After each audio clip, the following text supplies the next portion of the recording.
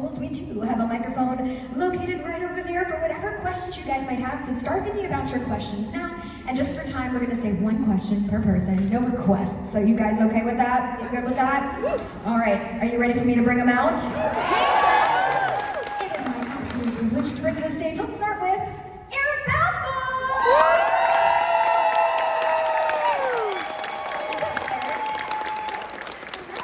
Keep it going for Lucas Bryant!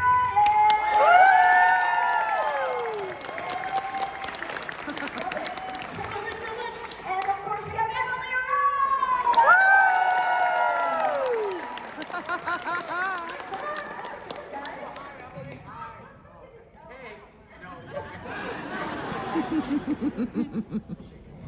This is Eric, my friend Eric, Emily.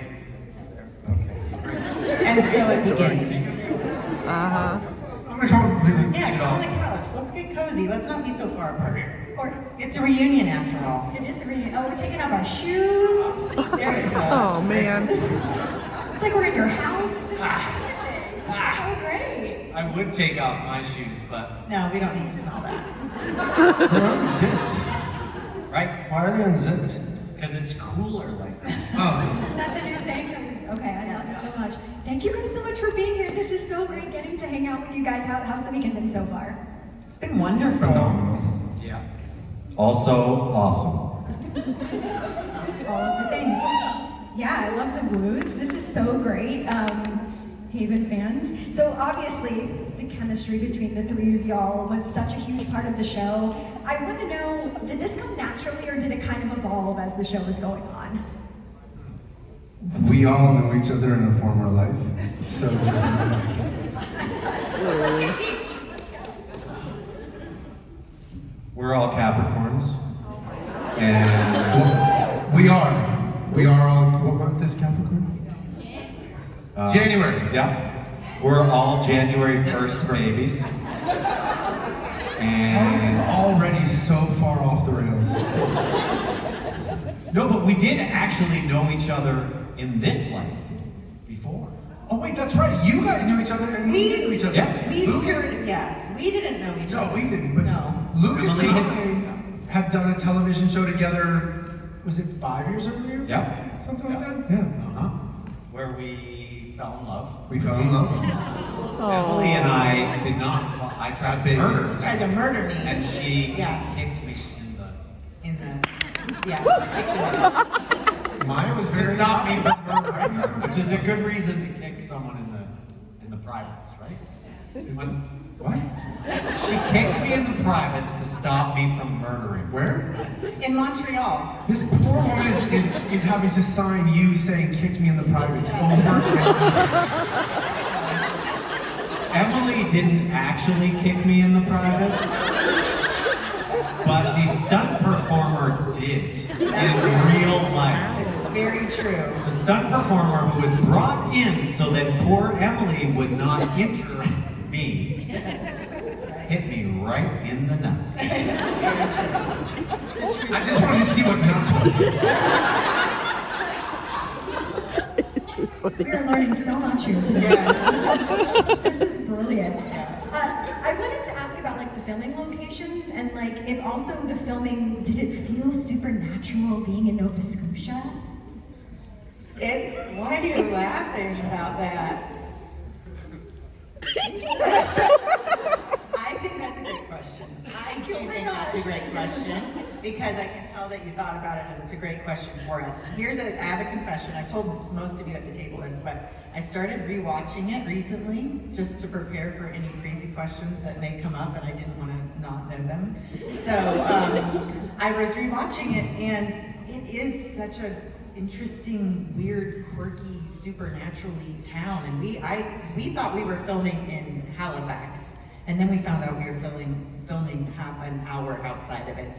But it really does feel like, I don't know, foggy and quirky and... These are some of the oldest homes like in Yes. North America. Yes. So I was just telling someone, I thought where we were filming was so strange, I didn't go the first season. I stayed in Halifax. I was like, no, I'm gonna get an apartment in Halifax and I'll meet you guys out there. That's very true. But I'm not, yeah. It took a whole year for me to commit To Chester. to Chester. Did you have any like supernatural like occurrences that maybe did happen? I just told this story like 10 minutes ago. Yeah. But not to you. Okay. Not to a lot of people here. So my daughter was 2 when we started the show. Yeah. And so she would come as much as she could. She was there I think at the house we were in 2nd season. So she was 3 or maybe 4. But she's still young enough to not have any reason to pull pranks on her parents or to make things up necessarily. She was talking about the man on our stairs in our old house with the long knife and the big white shirt. And first, my wife and I one of us took her outside and the other one went and checked for the man on the stairs. We did not find you. But speaking to some of the locals, Ginny, who knew the town and had lived there forever, she was like, oh yeah, pirate. The man with the long knife and the big white shirt. Because it was... Pirate ghosts are all around. Because the cemetery was a pirate cemetery. Yeah. They would Town. pirate from there. Yes. They would go there to rest their pirate heads. And apparently, my daughter was still tuned in enough to be able to see this. I love that. You asked the question. I did, and that was the incredible answer. I really appreciate that. Okay, so I know you said you prepared yourself for some unique questions, so I say, let's see what we got. Whatever questions y'all may have, like I did mention before, we have a microphone located right over there. Any willing victims? Okay, we got one. Hello, what's your name? Hello, my name is Maya. Hi, Maya. Wow, That's my buddy meeting Maya. for the first time. If there were to be a Haven reboot, where would you like to see the story go from where the finale was, since it ended in a very interesting way, aka Duke dying? First of all, we'd have to deal with that. Deal with Duke dying or deal with... No, we'd have to process our grief. Yeah. So the first season, I think, would be about processing grief. There'd be a lot of Kleenex. There'll be a lot of Kleenex, a lot of flashback, Yes. slow motion sequences where we see Duke running, slow motion from his boat. Yes. Give us hugs or Yes. kisses on Yeah. the beach. A lot of flashback stuff. You'd have to shoot entirely in slow motion that first season. I could just fake the slow motion. No, we do. No, I mean like we wouldn't do slow motion in camera later. I would actually physically do slow motion. Right, yeah, that's what I got. Yeah. We do everything for real. There's Yeah. no trickery No. on this show. No special effects. Right. Well, is now the appropriate time to talk about this? Yeah. I think we can briefly, but we also have probably some questions after it. But Okay. I mean, if you We'll want, like, we'll do it in a two-parter. I mean, Yes. do, We'll see how we do Yeah. time-wise. Like- Two-parter. do we want to leak that? Well, there's nothing to leak. Don't worry, there's nothing to leak. There have been some conversations recently Yes. with the original writers, Sam and Jim, and with the producers, Sean Pillar, about like what would resurrecting the show look like. And there's two parts to this. One, Stephen King has to say yes. We're gonna get to that.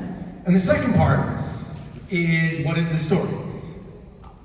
I personally think it has a lot to do with their child, who doesn't exist yet, but would, and my lost daughter, who I couldn't have anything to do with, Evie, who would have to help bring back Duke, right? But that being said, we were thinking, one of the things we talked about with the producers was that it would be really great to know what the fan interest was for a Haven reunion. So This is where you all come in. this is where you guys come in, because we were thinking what would be interesting is to get a petition going on like change.org. So before the end of today, we're gonna do some interviews, professional interviews, Very professional. to see who here should be in charge of starting the change.org petition to bring back Haven. I hope everyone brought their I resumes. hope that there's some administrative talents here. So, we will get to that in a little later, but let's answer some more questions. So, we're going to get to that. Yes. Did we answer Maya's question? Kind of. Yeah. TBD. Sorry, Maya. TBD. Oh my goodness, you have papers. Yeah, hi, I'm Frank. Frank brought Frank his is the most resume. professional person. Frank did bring his resume. Well, as a psychologist in the room, I can be put in charge.org, okay? I'll just play with people's heads, get in their heads and Got get it. them to sign any petition that you want. Fantastic. So anyway, this is awesome. Frank will be the head of marketing. Right. So, the show had so many unexpected turns.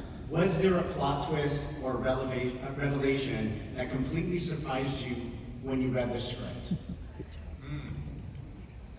I know mine initially was, and I had just started really understanding the business of acting and all of that stuff, so it was funny to me that I have this reaction in hindsight, but I remember at the end of season 1, reading the finale and literally throwing the script across the room because I was like, is this how they're telling me that I'm recast? Like, they're firing me and they're hiring someone else. This is awful. Even though I had a contract, I was like, I'm out. I did not make it.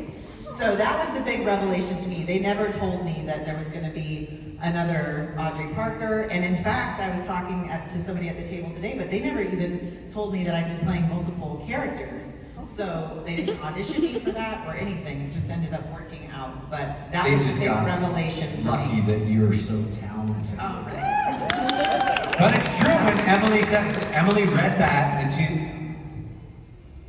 you called me.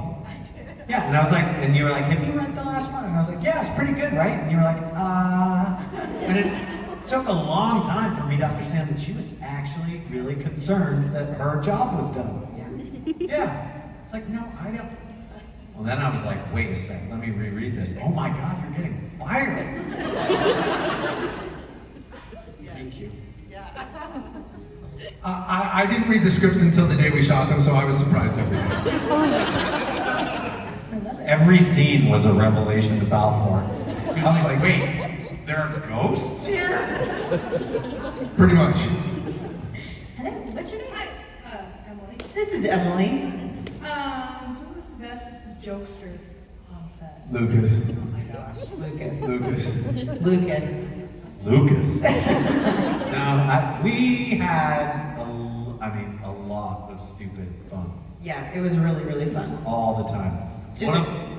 Go, continue. One of my favorite jokes, I think I'll try and tell it quickly, and I've probably told this a million times, but two of our favorite people, the sound guy, Jerry Jackman, and the camera guy, Eddie. They're best buddies. Jerry, the boom operator, so he's standing over there with the microphone. He's got this big, and sometimes the guy with the microphone, they dip the microphone into the shot a little bit, and then that's when the camera guy would yell boom, or the director would say boom, and that's something as a boom guy you don't want to do. You don't want to dip the mic into the shot because you've ruined it. But Eddie, the focus puller right at the camera, he created this tiny little replica of Jerry's boom mic. And then whenever he would do it during rehearsal, so he wouldn't ruin, we'd have a new director, and we'd be rehearsing the scene, and Eddie, who's standing right by the camera, would just dip this thing into the shot a little bit, and the director would be like, boom! And Jerry would be like, Jesus Christ, Eddie, stop fucking me, I'm telling you, I'm sorry! And then 5 minutes would go by, and Eddie would do it again, and the director's like, what is wrong with the boom guy? He's like, oh, I'm telling you, this guy's messing with you, he's always doing it! It was amazing. Eddie never told any of the directors ever, but I do have a shot of him holding up this tiny little. Oh my gosh, so good. We got so many pictures of Jerry sitting down, Yeah. finding places on the set, whether it be an Didn't old. somebody start like an Instagram? We started an Jerry Instagram. sitting- If you go to Instagram and do the hashtag Jerry with a G, Yep. Jerry sitting down, you'll see tons of pictures of our sound boom operators sitting on random places, toilets, couches, flower beds, anything he could sit down on. It's called Jerry Sitting Down. Gerrry, Jerry. Yeah. Hey, what's your name? Jelena. So my question was for all of the characters that you guys have played in other shows and movies, who would you want or who would you not want to show up in Haven with a trouble? That's a great question. Who would you want to show up in with a trouble? Yeah, of characters that you've played previously. You guys are looking. I would want Jesse from Buffy to show up I would want that too. because he's a vampire, and I don't think we ever had vampires in Haven, did we? Oh, no, the closest thing was like the Wendigos, maybe? Oh yeah. And I wouldn't want Eddie from the OC to show up because he was, I just feel like he wouldn't fit in the town and people would ostracize him and it would be uncomfortable. Right. What was his He was like trouble? he was like a troubled youth. He wasn't a very good kid. So his trouble would just be that he was like a bad teenager? Sorry, you're muffin. Right. I think That would kind of be cool. I So think- like when he had feelings, all the teenagers in town would be awful. I think Sorry, we're just talking about what was his name? Eddie. it might be. Eddie from the OC. So 1 second. What I'm saying was, but I mean, just on a deeper It was level, like Yeah. 6. I feel like you and him Yeah. could be like a So mentor. I think it would We be can connect. probably most Wow. likely. Okay. What it would be Yeah. is I think that it'd be very interesting to make the obvious if Elena showed up in Haven with Audrey, because I think they'd get along in the fact that they're both like mystery hunter girls, and I think they could probably kick ass and take names together, and that'd be pretty awesome. But when Fair. Audrey... Her other character that she's famous for is like a superhero. Right. Would you, when Elena showed up, be worried that you were getting fired? Not at all. Because you got to be both of them? That's right. What would Elena's trouble be? Her other Nathan. Who also was on the show, ironically. I only work with Nathans, apparently. Thank you. Hey, what's your name? My name is Isaac. Hi Isaac, it's nice to see you again. Nice to see you too. So I actually wanted to know, for all of you, what is your either your favorite episode you remember filming, or if you had one that you like really loved filming when you were doing it? Like if there's one that just like stands out in your mind. Lots. I loved episode 517, Enter Sandman, because I got to direct it, which was so... And it was beautiful. It was beautiful. It was a great episode. Well, thank you. But I agree, it was beautiful. It was a great episode. It was a cool bottled, like, dream sequence episode. So everyone was super weird in it. And it was also my birthday that week. And Emily got, like, a birthday cake recipe from my mom and cooked it and brought it to set. One of my best friends was in that episode as well. So it just felt like everything in my life was amazing that week. That was really incredible. But then I also loved all the episodes we did, the switcheroo episodes, when I had to be you and you had to be me, and Adam had to be Jane, and yeah, those were really fun. I think for me, that it's kind of put it in categories. For me, Lucas's episode was one of my favorites because it kind of felt like it felt like we were all getting to just play like on our own because there was like no supervision. No, I'm just kidding. Like mom and dad were Right, yeah, it was great. It was like and I rewatched it, actually, parts of it last night, and I just was like, gosh, this was really beautifully shot. It looks wonderful, and there was so many fun things that you got to do with that. I also just really love episodes where I got to be other characters alongside with Audrey, and then also doing the scene where I'm acting across from like doing both sides of it was also really fun. But I love being Sarah, I love being Lucy, I love being Mara, I love being all of them. I love all of them. That was like a dream job. It crazy, all the prism sides of one person and getting to be like Yeah. Sarah was so different from all, I mean, they're just all different. It was just really fun. So fun. What about you? You haven't answered the question. Well, I thought you guys did a No, good I'm job. curious. Honestly, I did, one of my favorites was getting to have Lucas direct. And mostly because it felt like there was something about it where everything we did was to support him, and so all of a sudden, what you were doing in the episode and it wasn't about you that week, and that was really fun. It was about making the episode great for him as a director. So I remember that being one of my favorites. And I remember feeling that, like so much love from everyone. Yeah, I mean the entire crew was really Amazing. It's a funny thing because it's a hard thing. Directors come into these shows and it's changed over the years because now you see there's fewer directors per series and they try to rotate them more. Some shows, will have even just 2 or 3 directors that just flip-flop week to week because not having that continuity is strange. A new person comes in that doesn't know the dynamic of the crew or the cast or the set, and so that can be really difficult. So when you're getting to have somebody you love and is basically your partner be the director that week, it's a really special thing. I thought that was pretty cool. That's just, I'm not gonna get sincere again today. Yeah, It's weird when I do that. And out of curiosity, Lucas, did your desire to want to direct, did that spawn from your acting desire or from being on sets? When did you know that that's what you wanted to do? Totally. Always wanted to do it, and I think we all have. I was just lucky enough that the I only had Canadian. We could not, Canadian because we were not citizenship, Canadian. so I was allowed to much more easily than these guys would have been allowed to. Yeah. So that's really the only reason I got to do it. That's not true, he was more talented too. But he also, it just wasn't, again, Lucas came in so prepared. He had everything planned out. He saw it, the shots, everything. It was so impressive and so fun to watch and be a part of. Thank you so much. Hi, you remember me, right? Yes. Okay, my name's George. What's up, HPD? Yeah, Eric, this is HPD. No, I got that now. I was a little confused when I first saw it. I was like, oh, what, you're a police officer? What department do you work for? He's like, Haven. I was like, Okay, first of all, how about pancakes? I'm pretty quick on the uptake. And then the question here is, why did Chief Warnos treat Audrey so bad?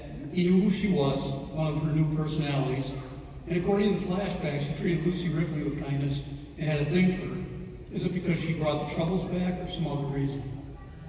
That's good. That's a well thought out question with Chief, which, by the way, when I was watching it again, I was like, oh my gosh, I love Nicholas Campbell so much. We were so fortunate to have such heavyweight, amazing actors come in and do the show for us. It was incredible. I just feel like, though, that was always his thing. That was the way he viewed the world. And, I mean, from top to bottom, he was never going to be nice to anybody. Right? Yeah. When you asked that question, I was like, wait, was he mean to you? He was not going to, I was an outsider. Something that was very interesting and true of the area when we were filming is they would say, oh, you're a CFA. You're a come from away. And you felt like the first time we were there, it was like, you're not from here. And Haven actually really felt that, but as you were there longer, it was like, oh no, once you're in, you are in. And you are thick as thieves, literally. And so I really felt like, Warnos was not gonna let on to anything. He was covering up all kinds of stuff in that town. So he would not have let on to anything. Absolutely. And I think, and you're totally right, I think there's something about just his character and the character of the place that doesn't let anything, that's how he obviously loved me. I was a brilliant son, but he was He's never gonna let you he didn't show me any of that. So I just learned to feel loved regardless of how it was coming at me. Over the course of the show, I think you saw maybe a little of that journey. Still working on it personally. Character lived that life. Well, I was wondering, it seemed like his animosity is lied with maybe possibly having to endure the troubles again? Yeah. Potentially, but I just think that he was obviously more aware of everything, and he was very much kind of pulling some strings behind the scenes for a long time. So he wasn't going to let on to anyone. Constantly guarded, ultimately to his detriment, right? When he couldn't hold it together The anymore. one who was holding it all together. He was holding it all together. Okay, thank you very much. I'm more cosplay today, alien, but this is where my loyalty lies. Yes, thank you. What's your name? Hi, I'm Fike. I had a question for All the way from Belgium. yeah. Belgium, guys. Oh. I had a question for Emily and Lucas. Since Perfect Plan was before Haven, but Secret Summer was after, did that like change the way like your chemistry was on set? Did that change? On set for Secret Summer or on set Yeah. for Haven? Yeah, Perfect Plan, we kind of, I think in Perfect Plan, you had your family there with you too, and I was planning a wedding. And we were filming this stuff, and we kind of were like, oh cool, good to know you, let's work together. It was fun and fine. Fine. That's was how I fine. described it. How's Emily? She's fine. Oh my gosh. Yeah. And then I you know show where up you're at the going with Haven that. audition, and I'm like, why are you stalking me? What are you doing here? And I was like, because Emily already had the job, and I was like, you better tell him to give me that job. Yeah. She thought I was not serious, but No, I just was like, well, I want you to get the job, but it's yours to lose at this point. Don't ruin it. And he came into the audition with a Victoria's Secret bag. Not kidding. full of chocolate. Full of Canadian chocolate. He said, I have a gift for Emily. I was like, what are you doing? And they were like, Lucas, can you go out and try that again? Yeah. But And then I came back in, and I was like, I have a gift for Emily. Oh my gosh. Yes, but Secret And that- Summer Yeah. was it was fun, and I don't even It was know. super fun, and it was directed by One of our Haven directors, Rick. a guy, Rick, who directed a number of Haven episodes too. So he'd worked with both of us, And it was close by. and we dug Yeah. him. And Yeah. it was silly, easy fun. So I think for us, it was just like, yeah, of course, we get to just work together again. This is fun. Thank you. Yeah. Thank you. Hello. Hi, I'm Cyrus. Throughout my time of watching Haven, there's been some really disgusting and traumatizing troubles that I've came across that has made me thrown up and have to turn off the show multiple times. Yes. What is your guys' most traumatizing trouble? Thank you. What's your guys' most traumatizing trouble that you guys had to deal with on set at some point? Like, what's the grossest, nastiest one that made you decide if you should continue filming the show or not? I know mine, but do you want me to? Say it. Listen, I just remember days, I'm like, there are dead frogs. Like they smell. These are not pretend. Or we were sitting in the Bronco and like bloody like birds are getting thrown, and like he and I would be sitting there and he's like, what are we doing? This is nuts. So the frogs for me were those were disgusting because they were like all over the ground. Right. Disgusting and slimy, and they smelled. And I was not down with that. That was disgusting. Well, and what about the exploding cow udder? Yes, I saw it. That was disgusting. I know. It's like, oh. And we had a real cow. Yes. We had a real, not a real exploding cow udder, but a real cow. And sedated temporarily. Do you remember this? This No was animals season were one, harmed right? in the making of this film. Right, and we had to like jump up and down on it a little while. I did. And why did its udder explode on us? It did, and I watched it, and it was disgusting. This is disgusting. Gross. That was pretty, it was a little weird. I mean, that was only like the third or fourth time a cow's udder had exploded on me, so I'm not used to it. Yeah. You, Eric? I wasn't around for a lot of this stuff.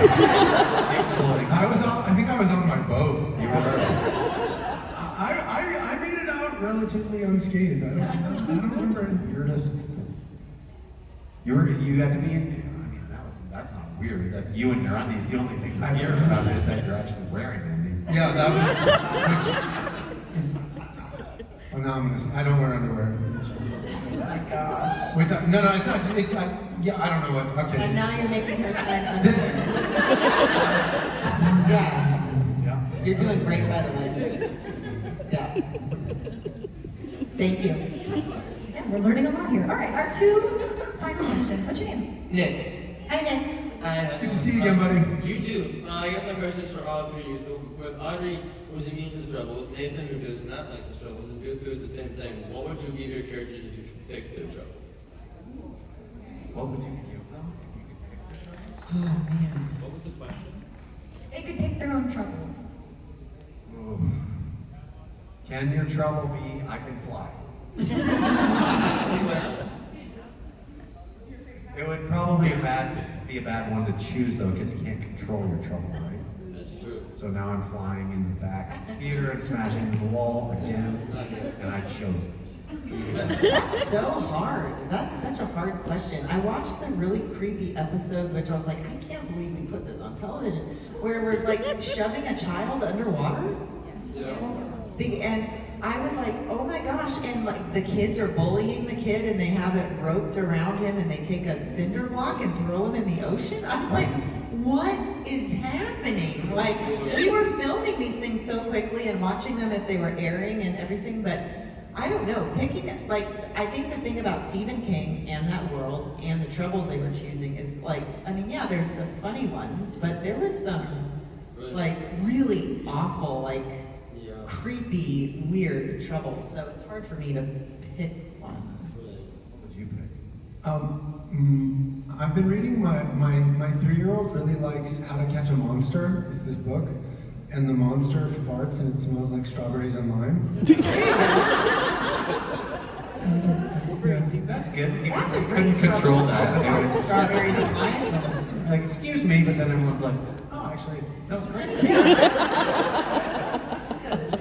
Thank you guys. Thank you. I'm so sorry we only have time for one more question. All right, hey, what's your name? Allison. Hey, Elsa. Non-Henry question. If you had a preference, would you have fingers as long as arms or arms as long as fingers? Wow. Fingers as long as arms. Arms as long as fingers. So like tiny little T-Rex Oh my arms. God. Or giant hot dog fingers. Fingers as long as arms. 100%. That's what I would do. So. Yeah. Do you, Hey, Emma. I mean, if we think... do you have to trade? Hang on. Do you have to have both? Go ahead. Like if you have tiny little arms, are your fingers super long, or your fingers are just regular? This is gonna be the thing we spend the most time on. Glad to leave a lasting impression. We're all clearly invested in this condition. What would you choose, Emily, and why? My spinning wheel was just going like this. Buffer. Yeah. You want the short little arms. No. You want long, what would you do with long fingers? I don't know. I think I'd just curl up and go to sleep. How much time do we have left? We are at time. Okay. Unfortunately. Will they give us 5 extra minutes? Yes. Okay, good. Don't ask permission. Okay. Just apologize, Tim. You know. All right, so we need 3 people who we're going to interview, who's going to be in charge of this change on report thing. So, And it's Yeah, gonna job be the fastest interview This is ever. the fastest interviews. Okay, who wants to volunteer? Okay, 1, Frank, and 3. Okay, that's sorry. That was all. Wait, okay, and 4. Okay, we're gonna interview. Okay, you go. We're doing it right now. Yes, we're doing it. Live. Yes. What's happening? Oh, it's You're happening. gonna need your microphone. Do you want my mic? I have this microphone. Oh Lord. Oh my gosh. I don't know why I'm standing on the chairs. Okay. What's your name and where are you from? Jennifer, Massachusetts. Have you ever created a change.org petition before in your life? Yes.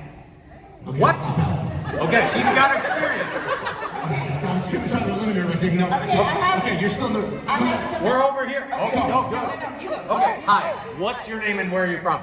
I'm Maya, I'm from Florida. I believe you, Maya, because the last time I asked you, you said your name was Maya, and you said you were from Florida. How many Change.org petitions have you created? 5. What? Wait. How many have you created? 4?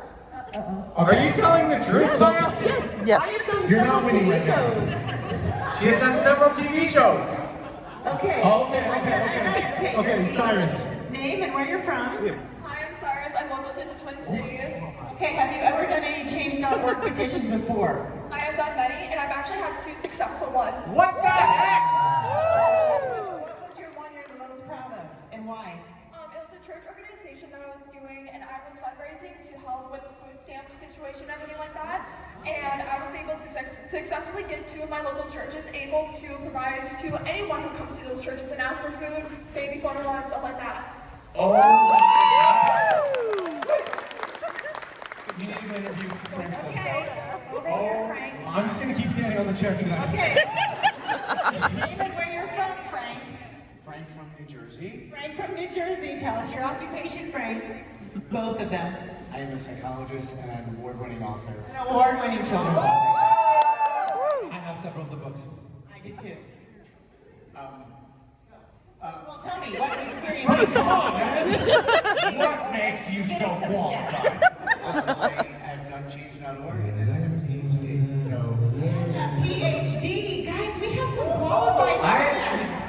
Yeah, okay. I'm actually. I have an idea. Wait, I have an idea. No? Okay, go. I mean, yes, I have a better idea. Okay. Yeah. Why don't the 4 of you take this on together? Before you leave, you have to exchange information, follow each other on Instagram, and then follow us on Instagram so we can follow, And then we'll you follow guys. you back. And then we'll follow you back. Start an Instagram page together called Bring Back Haven. Yeah. There you And go. the 4 of you do the change out together. We'll follow you back. We'll help promote it. And the 4 of you guys do it together.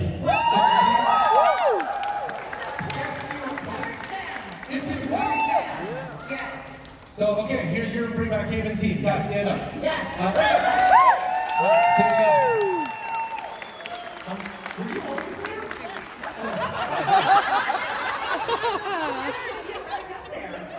Sorry. There's stairs right there. Stairs right there. This is great.